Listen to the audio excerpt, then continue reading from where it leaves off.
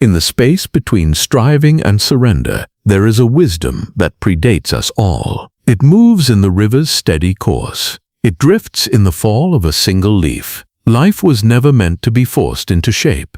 It was meant to be understood, moved with, and met as it unfolds, while we shape ourselves in response to its rhythm. This is the heart of Stoicism, not the manipulation of events, but the mastery of the self. To live well is not to press harder against the world, but to align with it. We've been taught that success and peace come only through strain, through endless pushing, grasping, demanding. But what if that effort itself clouds our vision? The Stoics warned not against action, but against forcing what cannot be bent. Marcus Aurelius wrote, "Let things happen in their own time. All things proceed as they must." That is not weakness. It is strength, tempered by wisdom. To force is to fight the current, but the river will always be stronger. The Stoic does not build dams. They build vessels. They do not curse the wind. They adjust the sails. This way of living asks for courage, not control, patience, not passivity, trust, not tension. When you stop forcing, you begin to see. When you stop pushing, you begin to flow. Here, strength becomes serene. Here, life begins to move with you, not against you. This is where our path begins, where stillness is power and surrender is not defeat, but wisdom. Chapter 1. The Art of Allowing. What does it mean to not force? It is not a call to do nothing. It is a call to do only what is necessary, what is in harmony with nature and reason. Epictetus reminded us, we control only our will, never the world. Forcing is the mark of a mind that has not accepted this. There is a quiet strength in those who don't force. Not because they lack ambition, but because their ambition is guided by clarity, not craving. They move when the time is right, not when the ego demands motion.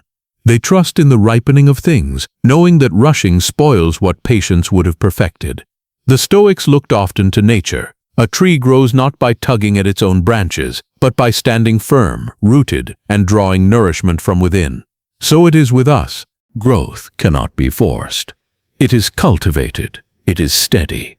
It is patient. And when it begins from within, it becomes unstoppable. Often our impulse to force comes from fear. Fear that things won't turn out our way. Fear of being overlooked. Fear of falling behind. But fear distorts our vision. It clouds our judgment. It pulls us away from the truth. The best things in life are aligned, not imposed. If you force a flower to bloom, you destroy it. If you force love, success, or meaning, you only create shallow imitations. So let us bring this awareness into our daily lives. The next time you feel that urgency to push something forward, pause. Ask yourself, is this the right time? Is this the right direction? Where there is resistance, there is often attachment. When we find ourselves forcing, whether it's a relationship, a plan, or a result, it usually reveals not just desire but dependency. We grip so tightly that the absence of what we want feels unbearable.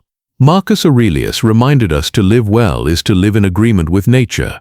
And sometimes when something resists us again and again, it may be life telling us, not this path, not yet. The wise do not argue with reality. They read it. They learn from it. This does not mean avoiding all difficulty. The Stoics embraced hardship as training for the soul, but they chose their battles with discernment. They resisted only where resistance served their principles and shaped their character. To force for the sake of ego, to demand that life bend to our will, is not strength. It is slavery to desire. It is impatience disguised as power. True strength is quieter. It does not roar or demand. It lives in restraint, in the pause before reaction, in the space between desire and action. It appears when we loosen our grip and allow life to unfold as it must. The stronger path is detachment, to be able to say, I want this, but I do not need it. I hope for this outcome, but my peace does not depend on it. The more lightly we hold the things we care about, the more clearly we see them, not as trophies, not as guarantees, but as opportunities. So when you catch yourself pushing, clawing, manipulating, or obsessing, pause, breathe, ask, why? What are you afraid will slip away if you stop forcing? Is it fear of insignificance? Fear of being misunderstood? Fear of missing out? Then ask, is my effort guided by clarity or by craving? More often than not, the answer reveals where we've tied our identity to something fragile: recognition, control, validation, results. The Stoics remind us, these things do not belong to us. They live in the realm of fate, in the hands of nature, beyond our grasp. What is ours? Our choices, our discipline, our perception, our honesty, our consistency. We are responsible only for what we bring to the table, never for how the meal is received. You can strive without strain, you can pursue without pressure, you can give your full effort and still hold the outcome lightly. This is not weakness, it is the Stoic balance, the art of giving your all while expecting nothing. It is the calm in the storm, the steady presence within chaos. Here serenity and strength do not oppose each other, they stand as allies. This is how you move forward, not in desperation but in purpose, not rooted in cravings but in character. It is the discipline of detachment, to show up with full resolve, without letting your peace be stolen by what lies outside your control. This way of being does not limit ambition, it elevates it. It strips away the noise and clarifies intention, so that what you pursue reflects who you are, not who you are trying to prove yourself to be. To practice this, watch your energy carefully. Guard it. Notice the signals, the tightening in your shoulders, the racing of your thoughts, the fraying of your inner stillness. These are reminders. When effort begins to erode peace, it is no longer noble, it is corrosive. Step back, loosen your grip. Ask, is this action born of virtue or vanity? What am I defending? Does it even require defense? The moment you release the need to force, you create space for something real to enter. And often what remains after you let go is more powerful, more aligned, and more enduring than anything you tried to construct in desperation. The Stoics trusted that life unfolds with order, not always the order we prefer, but a deeper, wiser order. Nature does not rush, and neither should you. Trust the pace, trust the process, trust that you are becoming who you are meant to be, not by forcing, but by faithfully showing up and letting go. Chapter 3. The quiet power of surrender. Surrender is often misunderstood. It is not defeat, it is discernment. It is the wisdom to know when to stop pushing and when to start trusting. This trust is not blind. It is born of the conviction that the universe unfolds with order, even when we do not see it. Seneca wrote, "Fate leads the willing and drags the unwilling. To live well is to be led, not dragged. To surrender is to walk in step with what is." The Stoic does not waste energy resisting what cannot be changed. Your energy is precious. Guard it well. Reserve it for what is truly yours, your thoughts, your actions, your values. Think of the mountain. It does not chase the storm. It does not bargain with the wind. It endures. It accepts, not from weakness, but from being deeply rooted. So root yourself, not in outcomes, but in principles, not in control, but in courage, clarity, and acceptance. The one who forces is always reacting. The one who surrenders is always choosing. In practice, surrender looks like this. You show up fully. You do your part with integrity. Then you release the outcome. You work not to control every result, but to remain aligned with your highest values. You carry yourself with quiet diligence, knowing you cannot orchestrate every detail, but you can shape your presence, your intention, your response. You do not beg, you do not grasp, you do not cling to expectations as though they are lifelines.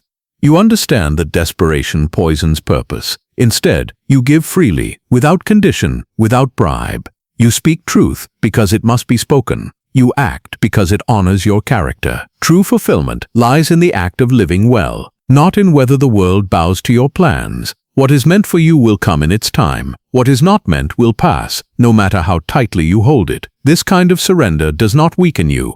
It strengthens you. It does not silence ambition. It refines it. It brings a peace that cannot be stolen by circumstance, because it was never built on circumstance to begin with. It is the peace of self-trust, the peace of knowing you walked with integrity, even when outcomes were unclear. Apply this to your relationships. Release the need to be perfectly understood. Not everyone will resonate with your truth, and that is all right. You are not here to be universally approved. You are here to live authentically, to embody your principles with quiet certainty. The more you seek approval, the more you dilute your voice. The more you try to be everything to everyone, the more you drift from your center. Apply this to your work. Let your clarity be enough. Release the hunger for endless praise. Praise fades, but integrity echoes. Recognition is fleeting, but character builds legacy. When you create, create with love. When you serve, serve with heart. Do not be consumed by the compulsion to be seen. Often the most meaningful contributions go unnoticed, yet they leave the deepest mark. Apply this to your healing. Release the timeline. Trust the rhythm of restoration. Healing is not linear. It bends and loops. It stops and starts. It whispers, it shouts. Some days you will feel as if you are soaring, other days as if you are unraveling. Both are part of the process. Both ease and struggle are progress. Trust that. Trust it anyway. Stop rushing the process. Stop mistaking discomfort for failure. Growth has always been uncomfortable. Healing has always taken time. Life does not bloom faster under pressure. It blooms when it is nourished with light, with care, with patience, with silence. A tree does not force itself to grow. It simply continues, reaching upward, slowly, steadily, without demand. Be like that tree. Stop forcing others to understand, to love, to agree. Not everyone is ready for your truth. That reflects their season, not your worth. Insight cannot be forced. It unfolds when the soul is ready. Recognition cannot be forced. Those who are meant to see you will. Your task is not to demand understanding, but to embody clarity. Live as a quiet lighthouse in the fog, steady, consistent, unwavering. Guide not with arguments, but with presence. Shine so sincerely that you feel no need to defend yourself. Let your actions speak where words fall short. Let your steadiness say more than debate ever could. Everyone walks their own path at their own pace. Some will not walk beside you. Some may never catch up. That is not failure. It is life. Different lessons, different timings, different roads. So speak with truth, not performance. Act with honor, not control. Live your values with conviction, not arrogance. Love without demanding it be returned. Give without keeping score. Serve without seeking gratitude. Sincerity flows. It does not tally. It does not perform. It simply is. Keep showing up like this. Let your consistency be the proof of your belief. Let your calm refusal to persuade be the sign of your certainty. Show up fully, live honestly, and let what stays remain, not because you clung to it, not because you convinced it, but because it aligned with truth. What is real does not require grasping to survive. Let the rest fall away. Release what no longer fits. Let what drains you loosen its grip, like leaves falling from a weary tree at season's end. Do not beg for what demands begging to stay. Such things are not meant to be held.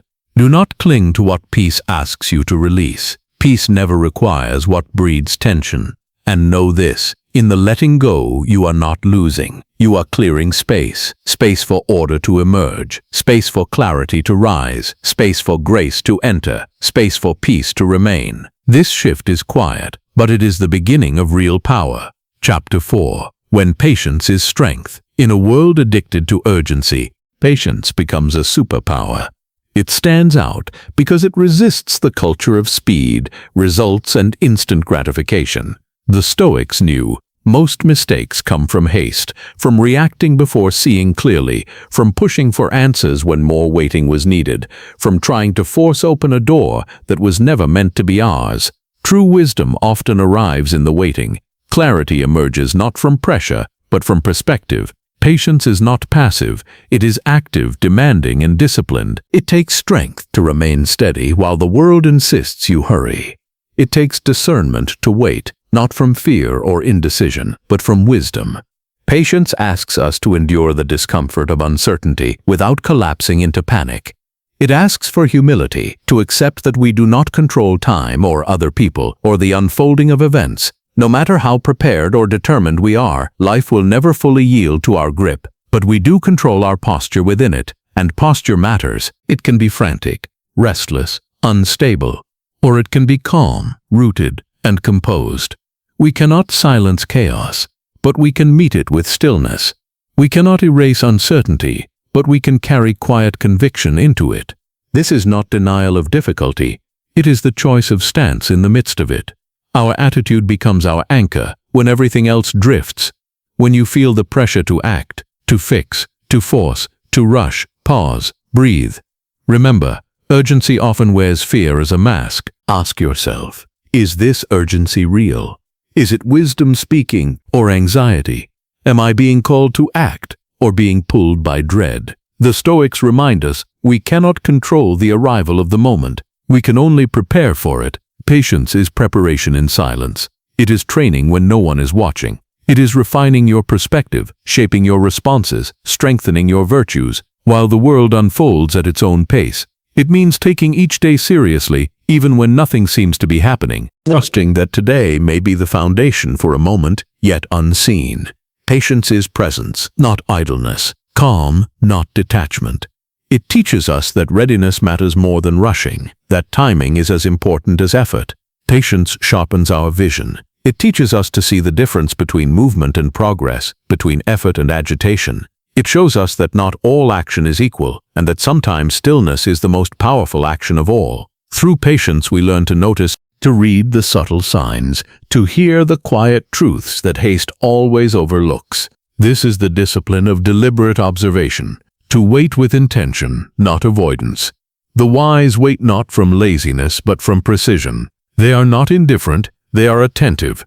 They do not avoid action, they align it. They know a delayed action rooted in wisdom is more powerful than a rushed one born of panic. They choose response over reaction, presence over pressure, alignment over approval. They move not to prove, but to remain true. Their actions rise from calm clarity, not emotional turbulence. They move with direction, not reaction. They do not mistake motion for meaning or urgency for importance. Instead, they take time to listen not only to others, but to themselves, to conscience, to the rhythm of events quietly unfolding. They listen longer, they observe more carefully, and they act only when the moment truly calls them. Not their fear, not their ego, but their inner compass. This compass is not loud. It is steady, quiet, and sure. Refined through reflection, strengthened by discipline, made trustworthy through self-honesty. Because they have trained themselves to notice the quiet truths hidden beneath noise, they can wait for signals others miss. And when they do act, their actions carry weight. Their steps, though measured, hold momentum, because they rise from full presence, not divided attention. They are not ruled by the ticking of the clock. They are guided by the compass of the soul. This keeps them aligned with purpose, moving with integrity, walking in rhythm with life rather than racing against it. In that harmony, insight deepens, creativity expands, connection grows richer. They know not every door is theirs to walk through, and not every opportunity must be chased. They trust their path cannot be rushed. They understand that clarity outlasts speed, and peace outpowers pressure. Peace makes choices clean. Peace dissolves desperation. And from peace comes influence, conviction, and security. They trust patience. They know that waiting with readiness allows them to do more with less. Their actions are concentrated, deliberate, enduring. This is the paradox of Stoic power. The slower you move with purpose, the faster you progress with peace. For peace is not the absence of action. It is action without turbulence. It is strength without noise. It is movement free from panic. In this still and calm, focused state, the Stoic finds mastery, not forced, but fluid, not frantic, but unstoppable. Let your patience speak. Let it show the world you are not desperate, not grasping, not afraid to be still. There is power in the one who waits without weakening. That is the heart of the Stoic. To live without forcing is to live with open hands, not clutching, not clinging, but ready to receive and ready to release. This is the posture of peace. This is the posture of true power. Most live clenched, gripping plans, people, outcomes, identities, and in that grip, they lose themselves. Their energy grows brittle. Their joy becomes conditional. But the open hand holds differently. It carries peace. It carries strength. It carries freedom. They begin to live not from presence, but from pressure. The Stoics offered another way. Live light, travel light. Release the illusion that you must hold every thread, carry every burden, or control every outcome. Carry your values deeply. Carry your outcomes lightly. Stand rooted in integrity, but free from demand. Ground yourself in character, not in expectation. An open hand welcomes life as it is. It holds what comes. It releases what leaves. It does not chase. It does not force. It does not shrink at the uncertainty of tomorrow. It trusts not blindly, but wisely. The Stoic knows what is real does not need to be seized. What belongs will not need to be dragged. What is meant to stay will stay, not through grasping, but through alignment. An open hand is not weakness. It is readiness. It is strength that does not cling. It is the doorway through which grace enters. To live this way, begin by loosening your grip on control, on reputation, on timelines that are not yours, on expectations you never chose. Ask yourself, what am I holding too tightly? Is it a self I've already outgrown? An image I inherited but never claimed? What is the cost? My peace, my clarity, my presence. And what would shift if I opened my hand? Often the answer is freedom. Not loud, not dramatic. Quiet, spacious freedom. The kind that lets you breathe again, that lets you trust again, that lets you rest without fear of losing what matters. This freedom is not escape, it is return. Return to yourself, to the moment, to what truly matters. It sharpens your listening, it clears your vision, it makes your actions precise and intentional.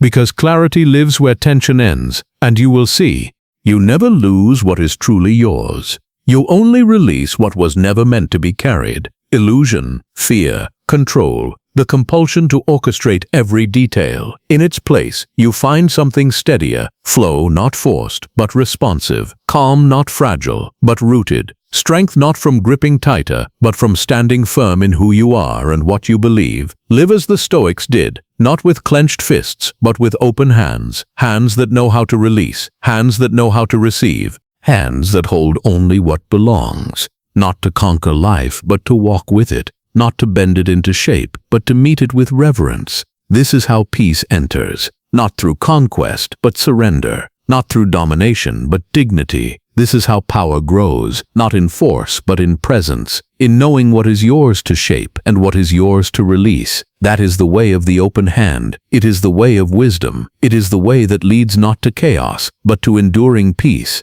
And when you no longer fear letting go, you discover a deeper truth. Only what is real will remain. And in that rush, you lose the lesson. You lose the strength that season was meant to build. When you compare your path to another's, or demand that life move on your schedule, you create suffering that was never necessary. Epictetus once said, "Don't demand that things happen as you wish, but wish them to happen as they do, and you will go on well." This is not resignation, it is wisdom. It is the shift from control to alignment. It is the choice to see what life is actually offering you, instead of clinging to what you think it should be. It invites you to be a student of timing, not a prisoner of pressure. Maybe your season right now is one of quiet work in the background. Maybe it's rest. Maybe it's healing. Maybe it's the slow unlearning of old stories, the refining of your inner world before anything outward can change. These seasons rarely announce themselves. They don't roar. They whisper. They move in shadows, shaping you in silence. That doesn't mean they're wasted. In fact, they may be the most important chapters of all. Like seeds beneath the soil, unseen but alive, they are preparing you for what comes next. Growth doesn't only happen in the visible moments of triumph. It happens in stillness too, in the hidden sacred work of preparing, grounding and becoming. The Stoic honors that work. They don't dismiss it just because no one can see it. They know the harvest is only possible because of the planting. To live without forcing is to move with time, not against it. To treat time not as an enemy to conquer, but as a teacher to learn from. Time carries its own rhythm, its own wisdom. To rush it is to fight the tide. To trust it is to step in rhythm with something larger than yourself. It is to trust that your pace is not broken, that your season is not lost, that even the quiet, hidden stretches of life are part of your shaping. So you tend to the soil you've been given. You water what's in front of you. You nurture with patience, even when nothing seems to change. You resist the urge to dig up the roots, just to check if they're growing. You let them take hold in their own time. And when the season shifts, the fruit will appear not too early, not too late, but right on time. You don't pull on the stem to make it grow. You don't command the clouds to rain. You don't bargain with nature to bend to your will. You create the right conditions. and then you allow. You let life unfold in its own wise, unforced way. This is how you honor the nature of things, the slow, patient rhythm in which all things rise. Chapter 7. The difference between effort and forcing. Not all action is forcing. The Stoics were not idle dreamers. They worked, they trained, they endured. But their effort was never rooted in panic. It was rooted in purpose. They cared less about what they achieved and more about what they achieved and more about who they became in the process. Their energy went into shaping their character, not controlling the outcomes, into strengthening their will, not bending the world to their desire. This is effort that is calm, steady, and sustainable. Forcing, on the other hand, is effort poisoned by fear. It is motion fueled by desperation, the frantic need to have things exactly as imagined, no matter the cost. It is action without alignment, and instead of building strength, it drains it. Forcing is the attempt to control what was never yours to command: people, circumstances, outcomes. It mistakes movement for progress, noise for meaning. It insists on paths that reality resists, overlooking the signs and bypassing the natural order. And more often than not, it leads not to success, but to exhaustion, to burnout, to disillusionment. It wears down the soul because it severs effort from wisdom. True effort, when aligned with reason, brings peace. It is energies offered in harmony with your values. It strengthens rather than drains, because it flows from purpose instead of panic. Effort doesn't demand, it contributes. It doesn't overwhelm, it organizes. It moves steadily without stripping you of yourself. It is sustainable because it grows from conviction, not compulsion. Forcing, by contrast, is pressure. It buries intention under obsession, narrowing your vision until clarity disappears. It insists that life move at your pace, bend to your expectations, and match your timetable. And in doing so, it traps you in constant resistance. Effort respects the flow of things. It listens, it adapts. It turns life into a dialogue instead of a monologue. You do your part, and you stay attuned to what is unfolding around you. You adjust when the moment calls for it. You rest when rest is needed. You honor your energy. Forcing tries to dam the river. It resists, manipulates, and tightens its grip. It pushes conversations not yet ready to be had. It demands outcomes not yet mature enough to arrive. It creates urgency where none exists. An urgency that drains rather than refines. Effort builds because it works with what is. It aligns with timing, with purpose, with nature itself. It sustains what is meaningful and authentic. Forcing breaks because it refuses to yield. It pushes against reality until the spirit fractures, leaving only emptiness despite all the motion. The Stoic chooses effort over force, not from fear of work, but from devotion to wisdom. They act in alignment, not agitation.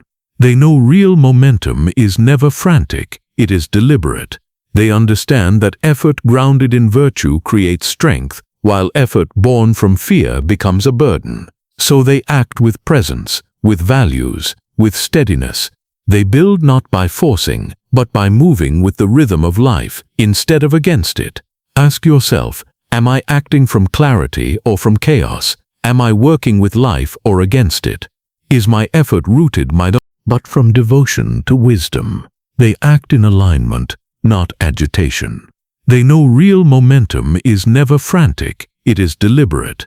They understand that effort grounded in virtue creates strength, while effort born from fear becomes a burden. So they act with presence, with values, with steadiness.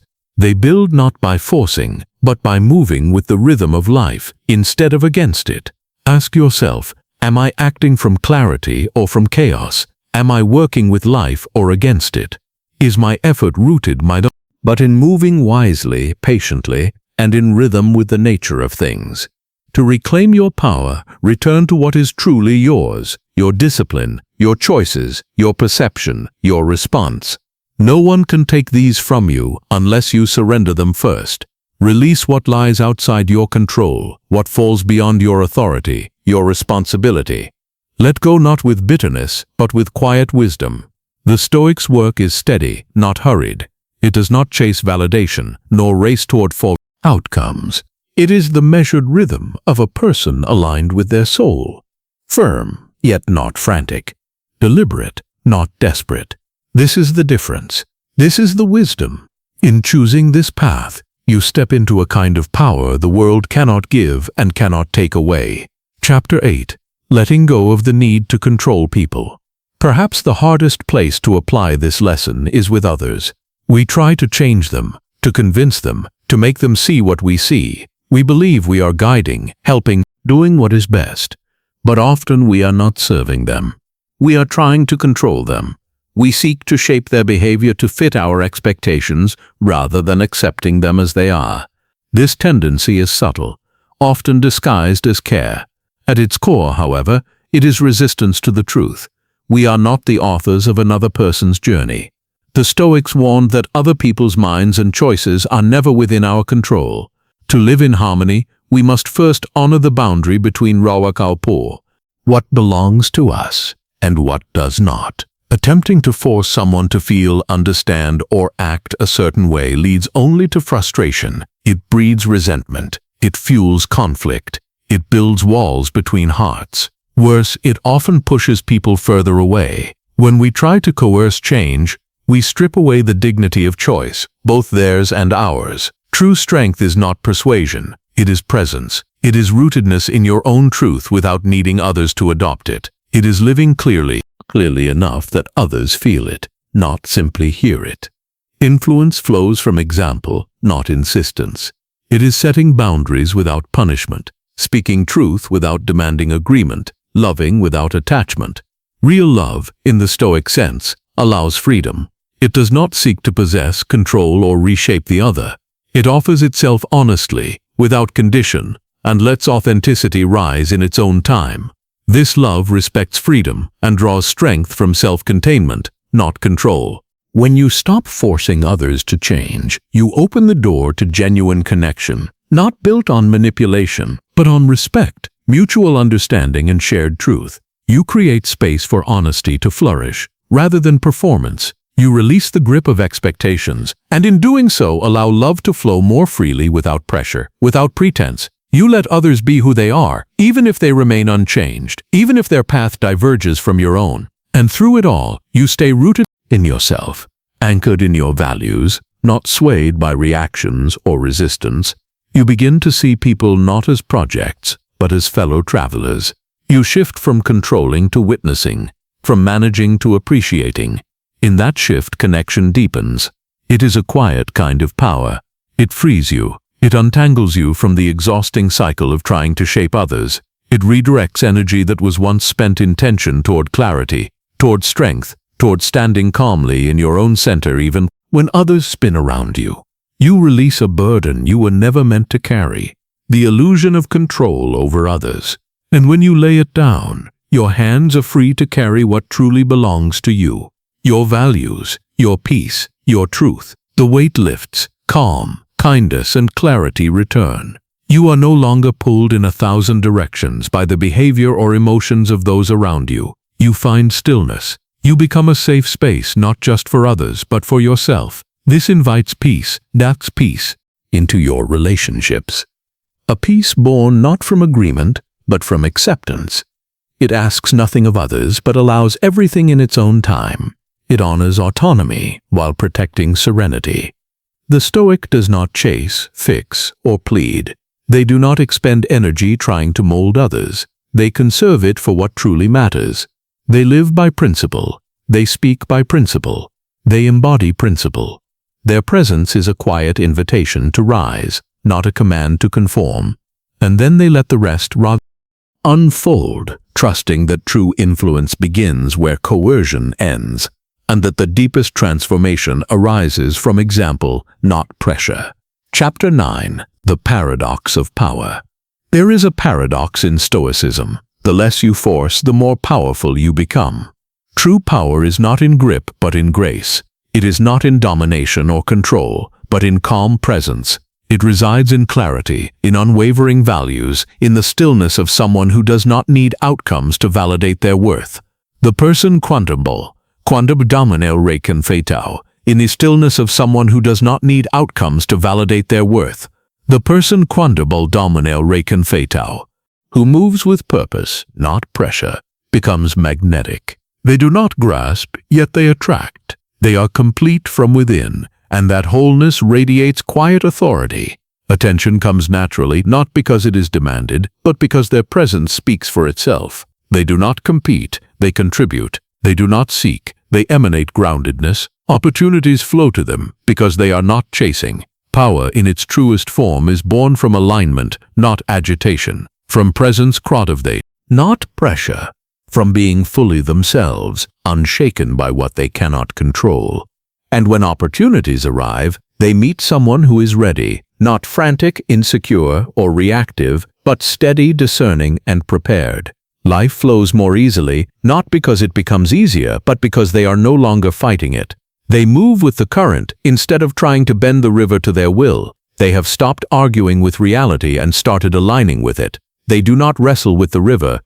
They have learned how to swim, to breathe, and to trust that they will reach the shore in time. The Stoic becomes the calm in the storm, not by stopping the wind, but by stopping the panic. They find stillness where others find only chaos. They do not seek to eliminate it. They simply refuse to be ruled by it. They anchor themselves, becoming the center in a swirling world, not grounded in certainty of outcome, but in clarity of intention. They steady their thoughts, regulate their breath, and respond rather than react. They do not allow emotion to hijack judgment. They hold space within themselves untouched by circumstance. They practice reason. They lean on principle rather than impulse. Philosophy becomes their compass, guiding them through uncertainty. Even in confusion, they remain connected to their values. They remain undisturbed, not by withdrawing from life, but by engaging with it through wisdom, through presence, rather than pressure. This is not weakness, it is mastery. It is strength refined through self-governance. True power does not come from overpowering the world, but from moving through it whole, calm, and centered. Enduring influence comes not from force, but from consistency, not from noise, but from depth, not from dominance, but from understanding. This is the essence of Stoic power, the ability to remain whole while life moves around you. In your own life, reflect on where effort has become control, where intensity has become a prison, where the drive to be productive, to achieve, to manage everything perfectly, has overridden your ability to simply be, where striving has replaced sensing, and to-do lists have taken precedence over peace. Ask yourself, am I pressing forward because it is right, or because I am afraid of what happens if I do not? Am I acting out of wisdom, or out of worry? What if I released this? What if I let go? What if I trusted instead of tensed, leaned into patience instead of urgency, allowed space instead of tensed, leaned into patience instead of urgency, allowed space instead of filling every gap with noise? Often the answer is not collapse. It is peace, a deep, nourishing peace that comes not from getting everything you want, but from realizing you did not need to force anything to be okay, that what is real does not require pressure to endure, that peace is found not at the end of control, but at the beginning of surrender. To live this way is to walk with quiet strength, a strength that does not announce itself, yet is evident in every calm decision and composed action. A strength that does not seek attention, yet holds authority, to act when needed and rest when not. To know that rest is not retreat, but wisdom. To move only when there is alignment, and to remain still when the world clamors for reaction. To choose your moments with care. To know when to speak and when to stay silent. To speak not to dominate, but to reveal truth. To use words not to control controverse pondervel, but to clarify. To let silence do its own work, its own kind of speaking, its own kind of healing. To understand that the greatest form of power is not in forcing outcomes, but in mastering yourself, mastering your impulses, your anxieties, your stories about how things must go. Mastering the temptation to act out of fear instead of virtue, and in that mastery, discovering a power that flows effortlessly, not loud, not imposing, but unmistakably strong. A strength that does not shout la babos, but steadies the room. A strength that does not rush, but arrives exactly when it is needed, and changes everything when it does. Chapter 10. Trust the process. Live the philosophy. All of Stoicism comes back to this. Live in agreement with nature, not in conflict with it, not in friction with the flow of reality, but in harmony with its rhythm.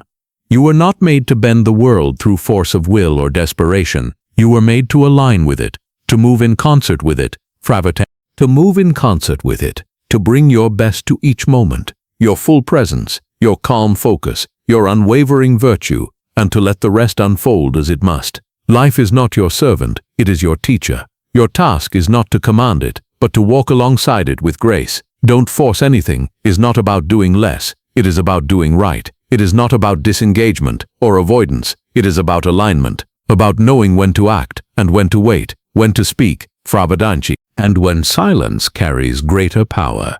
It is about moving with clarity, not confusion, with integrity, not ego, with calm, not chaos.